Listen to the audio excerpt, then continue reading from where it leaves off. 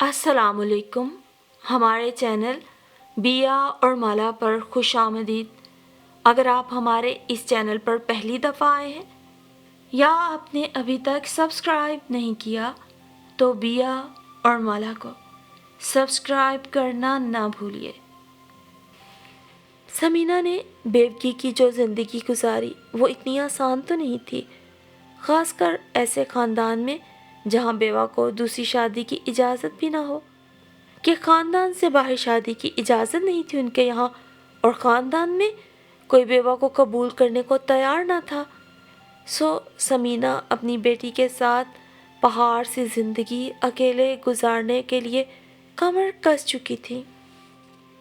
बहुत ऊंचे घराने में ब्याह था जुलेखा ने अपनी इकलौती चहेती बेटी समीना को। समीना का शोहर खालिद भी इकलौता था, लेकिन समीना की बदनसीबी कि अनम अभी साल की थी तो एक कार एक्सीडेंट में उनका शोहर चल बसा और समीना अनम के साथ बेवकी की चादर ओढ़े अपने मेके की दहलीज पे आन बैठी। बेटी के गम में अख्तर खान जल्द ही इस दुनिया से कूच कर गए और सद्दीक यानी समीना के भाई के कंधों पे अपनी बीवी बच्चों समेत माँ बहन और उसकी नन्ही बेटी अनम का भी बोझ आन पड़ा। सिद्दीक एक सरकारी दफ्तर में मामूली मुलाजिम थे। समीना को अमीर शोहर ने खूब नाज़ो नौम में रख कर उनकी आदतें बिगाड़ डाली थी। शोहर की वफ़ात के बाद पता चला कि वो काफ़ी मकरूज़ थे। जो कुछ था कर्ज खाहों के नज़र हो गया और खाली हाथ वो भाई के घर आन बैठी। अब क्या, माँ और बेटी को हर वक्त यही डर रहता कि अगर सदीक ने अपने बीवी बच्चों के आगे उन्हें कुछ ना जाना तो फिर उनका क्या होगा। समीना की तालीम भी वाजिबी थी, कोई मुलाजमत भी नहीं कर सकती थी। बस इसी डर की बिना पर उन्होंने घर में साजिशों का अजीब जाल बिछा दिया। सदीक साहब को उनकी बेगम सकीना से मुतनफ़र किए रखा, हर वक्त कान भरती रहती, और सदीक को बेवा माँ और बेवा बहन की आहो बका से इतना डर लगता कि बीवी बच्चों के हकूक़ को यकसर फरामोश कर बैठे।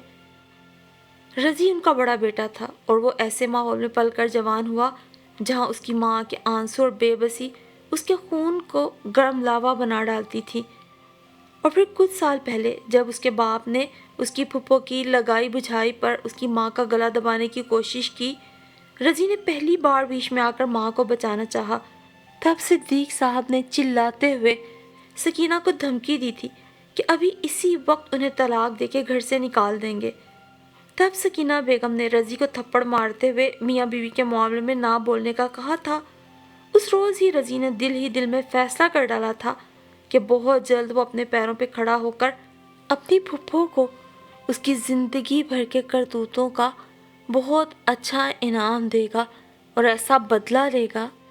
अच्छी शक्ल सूरत और बेहतरीन मुलाजमत रिश्ते से इनकार क्यों कर मुमकिन था, जबकि उनके यहाँ शादी भी ख़ानदान से बाहर ना करने का रिवाज था। इसलिए रज़ी और अनम की झट मंगनी पट ब्याह हो गया। और अभी तो शादी को जुमा 8 दिन ही हुए थे कि रज़ी के कहने पे अनम ने घर के तमाम काम काज और जिम्मेदारियों में जिस हद तक मुमकिन था सकीना बेगम का हाथ बटाने की कोशिश शुरू कर दी थी। अगरचे अनम बहुत लाड प्यार में पली थी और उसे घर के काम काज करने की बिल्कुल भी आदत नहीं थी, लेकिन मरते क्या ना करते के मुस्ताक उसे अब सब करना तो था ही। आज रज़ी के कहने पे बहुत एहतमाम से उसके लिए चाय बना के लाई थी। थप्पड़ की आवाज़ लाउंज में बैठे हर जी नफ्स को अपनी जगह पर साकत कर गई, मगर अगले ही लम्हे सब हरकत में आ गए। दिमाग ख़राब हो गया है तुम्हारा?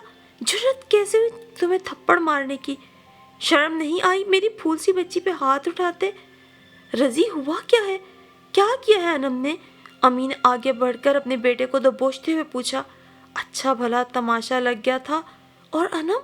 वो गाल पे हाथ रख के शौक की हालत में थी, और रज़ी उसकी आंखों से तो जैसे वहशत टपक रही थी।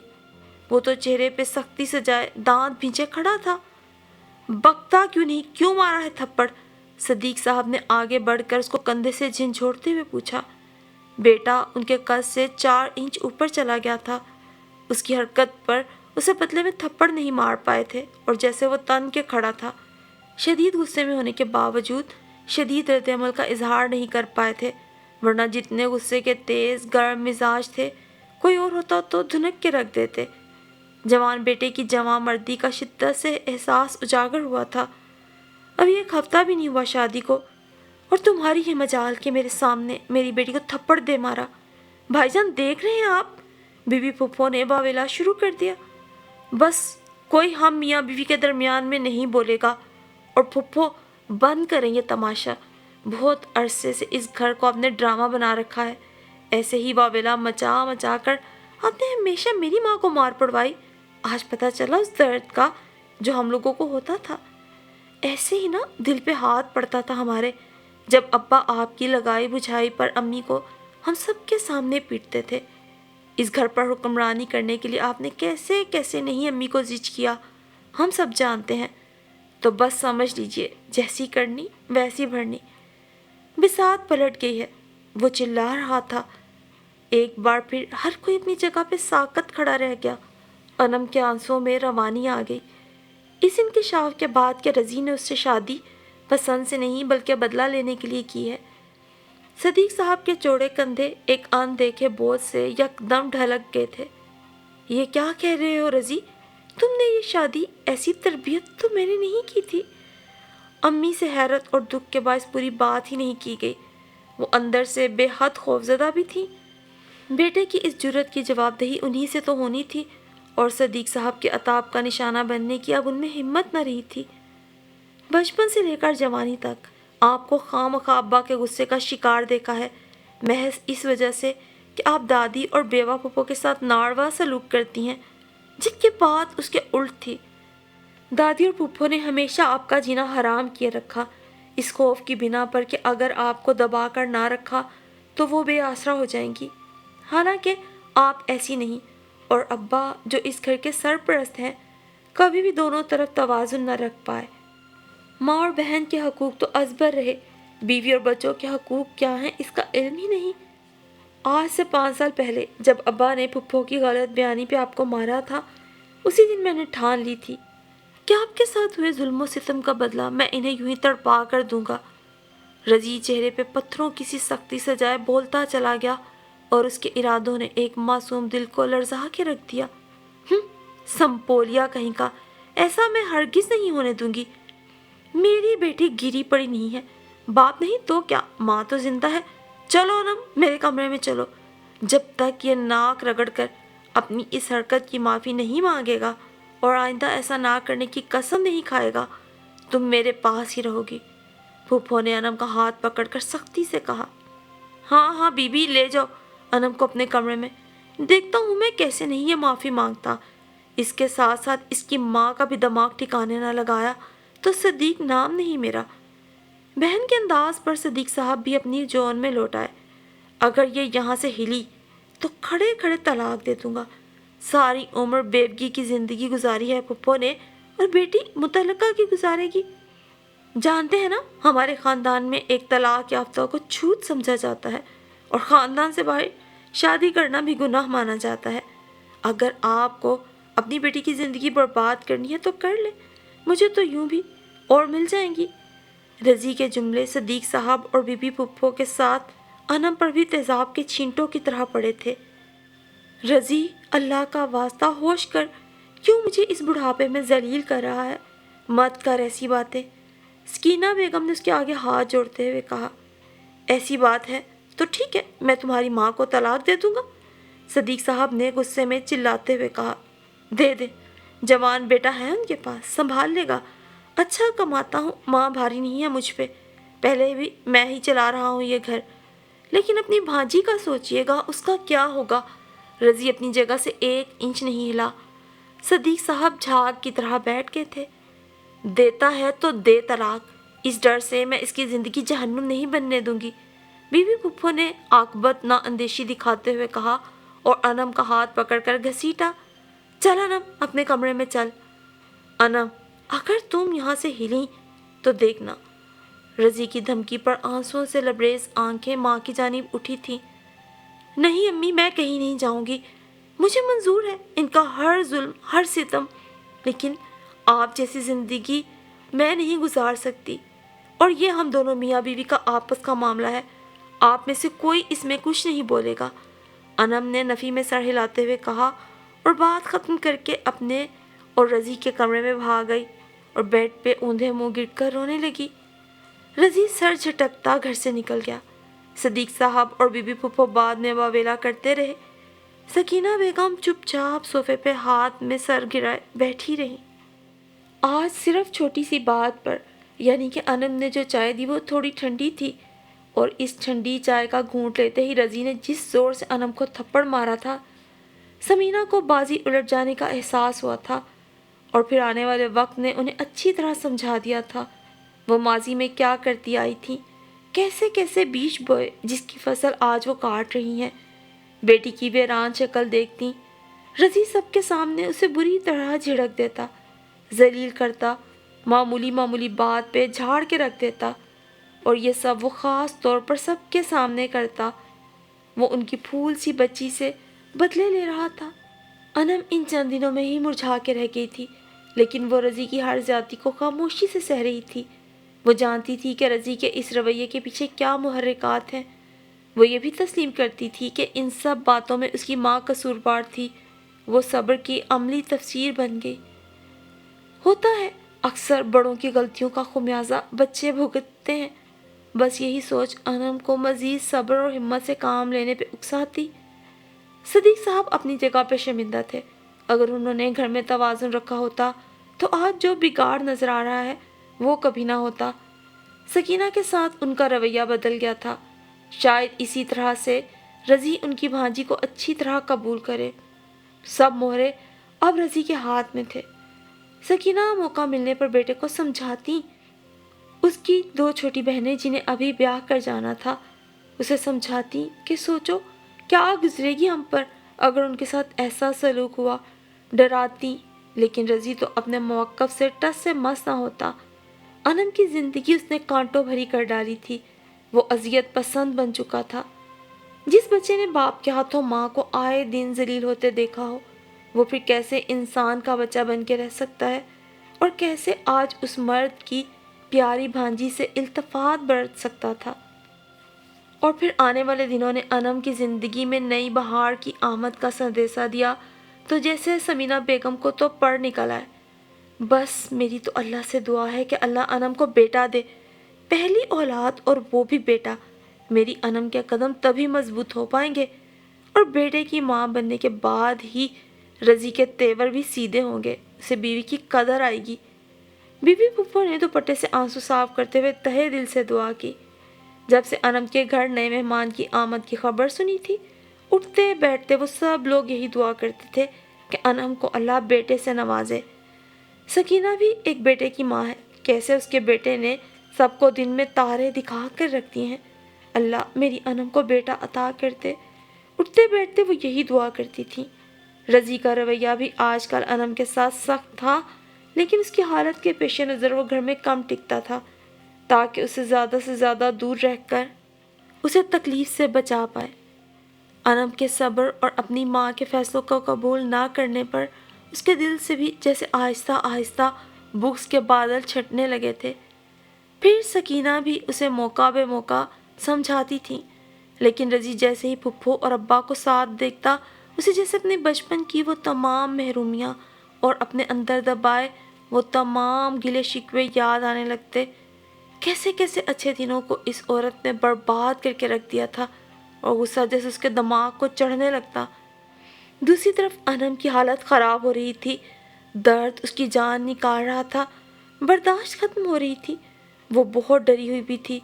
درد سے دوہرے ہوتے ہوئے اس نے رضی کا ہاتھ سختی سے پکڑا تھا، اور رضی اس کے لرزتے ہاتھ کی لرزش پہ کپ کپا کے رہ گیا۔ فوراً ہی اسٹریچر پر اسے آپریشن تھیٹر منتقل کر دیا گیا تھا۔ جان گنی کا عالم طاری تھا اس پر، اور لبوں پر ایک ہی دعا کا ورد۔ سمینہ، سکینہ اور صدیق صاحب باہر انم کے لیے دعا گو اور فکر مند تھے۔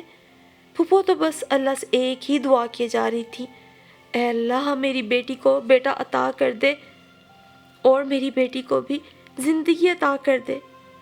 آخر کار ڈاکٹر باہر آئے، آپریشن کامیاب رہا تھا۔ جلد ہی انم کو پرائیویٹ کمرے میں منتقل کر دیا گیا تھا۔ چند گھنٹوں بعد انم کو ہوش آ گیا اور پھر اس نے رضی کی گود میں کمبل میں لپٹے وجود کی طرف ممتا سے سرشار ہوتے ہوئے دیکھا تھا۔ اللہ نے بالآخر اس کی سن لی۔ اس نے رو رو کر سجدوں میں گر کر دعا کی تھی کہ اللہ اسے بیٹی عطا کرے۔ ارے دھیان سے! چھوٹی بہن کے اٹھانے پر رضی تیزی سے بولا، اور اسی لمحے اس کی نظریں انم سے ٹکرائی تھیں۔ آج بیٹی کا باپ بن کر اسے احساس ہوا تھا کہ بیٹی کتنی نازک ہوتی ہے، کانچ کی طرح کسی بھی سرد گرم رویے پہ ٹوٹ جانے والی۔ انم بھی تو کسی کی بیٹی تھی۔ انم کی نظروں میں جو کچھ تھا رضی کو سمجھ میں آ رہا تھا۔ تبھی وہ چھوٹے چھوٹے قدم اٹھاتا اس کے بیڈ کے قریب آیا۔ نئی زندگی مبارک ہو انم، اور مجھے میرے گزشتہ رویے پہ معاف کر دو۔ آج بیٹی کا باپ بن کے سمجھ آیا ہے یہ کتنی نازک ہوتی ہیں۔ ڈر گیا ہوں کہ کہیں میرے گناہوں کی سزا اگر میری بیٹی کو بھگتنا پڑے، اللہ نہ کرے۔ اپنی بات پہ وہ خود ہی لرز گیا۔ سب لوگ رضی کی اچانک کایا پلٹ پہ حیران رہ گئے۔ ہر آنکھ اشک بار تھی۔ پھپھو نے بھی آگے بڑھ کر اپنی غلطیاں تسلیم کی تھیں۔ سب ایک دوسرے کی خطاؤں کو معاف کر چکے تھے۔ سکینہ نے صدیق صاحب کی، رضی نے پھپھو کی اور انم نے رضی کی۔ صرف اس ننھی رحمت کے آنے پر ہی سارا ماحول یکسر بدل گیا تھا۔ سچ ہے بیٹیاں رحمت ہوتی ہیں۔ انم نے پرسکون ہو کے آنکھیں موند لی۔ اس کی بیٹی اس کی زندگی میں رحمت بن کے آئی تھی۔ اس کے صبر کا پھل اسے دیا گیا تھا۔ وہ اللہ کی شکر گزار تھی جس نے اس کی دعاؤں کی لاج رکھ لی تھی۔ بھائی بیٹی کا نام کیا رکھا ہے؟ صدیق صاحب نے پوچھا۔ رضی اور انم کے منہ سے ایک ساتھ ادا ہوا تھا، رحمت۔ ہائے بھائی اتنا اولڈ فیشن نام! رضی کی چھوٹی بہن نے ناک سکوڑتے ہوئے کہا۔ پگلی، رحمت کبھی اولڈ فیشن نہیں ہوتی۔ دونوں کے ایک ساتھ نام لینے پر اور رضی کے جواب پر سب ہنس پڑے۔ بے خبر سوئی ہوئی وہ سفید اور گلابی نازک پری جس کا نام رحمت رکھا گیا تھا، نیند میں شفاف اور معصوم سی مسکراہٹ سے کسمسائی تھی، اور رضی کو اس پہ بے تحاشا پیار آیا تھا جب ہی اپنی گود میں بھینچ کے بیٹھ گیا تھا۔ اور انم ان دونوں کو دیکھتے ہوئے اطمینان اور سکون سے آنکھیں موند گئی تھی۔ دل ہی دل میں انم اللہ کی شکر گزار تھی جس نے اس کی دعاؤں کو شرف قبولیت بخشا تھا اور آج اس کے گھر ننھی پری بھیجتی تھی۔ اسے امید تھی کہ اب رضی زندگی بھر اس کے ساتھ وہ بدسلوکی نہیں کرے گا جو رحمت کے آنے سے پہلے اس کے ساتھ کرتا رہا ہے۔ انم نے آنکھیں کھول کر سامنے صوفے پہ بیٹھی اپنی امی کی طرف دیکھا تھا اور سوچ رہی تھی کہ بعض اوقات ہمارے بڑوں کی غلطیاں ہماری زندگی میں کیسے کانٹے بو دیتی ہیں کہ ہم پھر پلکوں سے وہ کانٹے اپنی زندگی سے نکال کے باہر پھینکتے ہیں۔ ہاں اس میں ہم کچھ لہولہان ہو جایا کرتے ہیں، جس طرح انم ہوئی تھی کہ جو رضی سے جڑی بہت سی توقعات بہت پہلے توڑ چکی تھی، جس نے اپنے خوابوں کے محل بہت پہلے مسمار کر دیے تھے، صرف اس باعث کہ وہ اپنی ماں جیسی زندگی نہیں گزار سکتی تھی۔ جانے کیوں عورت کی یہی ذہنیت ہے، جس چیز سے وہ خود محروم رہتی ہے ساری زندگی دنیا کی ہر عورت کو اس شے سے محروم دیکھنا چاہتی ہے۔ اگر اس کی اپنی ماں کا شوہر نہیں رہا تھا تو پھر انہیں یہ حق نہیں پہنچتا تھا کہ اپنی بھابھی کے شوہر یعنی اپنے بھائی پہ قبضہ جما لے، صرف اس خوف کے تحت کہ کہیں بھائی بھابھی ایک نہ ہو جائے۔ اپنی ماں کی زندگی سے انم نے بھی یہی سبق سیکھا تھا کہ وہ ہرگز بھی ان غلطیوں کو نہیں دہرائے گی جو اس کی ماں نے کی اور جن کی سزا انم نے خاموشی، اصرار، صبر و استقامت کے ساتھ سہی تھی۔ اگر وہ تھوڑی سی جذباتی اور ناپختہ ہوتی تو یقیناً آج زندگی کی اتنی بڑی رحمت اور اللہ کے اس کرم سے فیض یاب نہ ہو پاتی۔ سچ ہے پھل بھی انہی درختوں کو لگا کرتے ہیں جو جھکنے کا ہنر جانتے ہیں، اور غرور میں مبتلا ہستیاں عموماً بے ثمر رہ جایا کرتی ہیں۔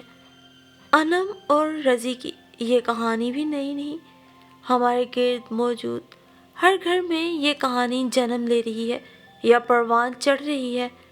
ہاں بس اس کہانی کو سننے کے بعد ہم اللہ کے حضور دعا گو ہیں کہ وہ ہر گھر میں موجود فتنہ و فساد کا باعث بننے والوں کو راہ ہدایت نصیب فرمائے اور ہر گھر میں موجود اہل خانہ کے دلوں میں ایک دوسرے کے لیے ایثار اور محبت کا جذبہ پیدا فرما کر ہر گھر کو امن و سکون اور خوشیوں کا گہوارہ بنا دے۔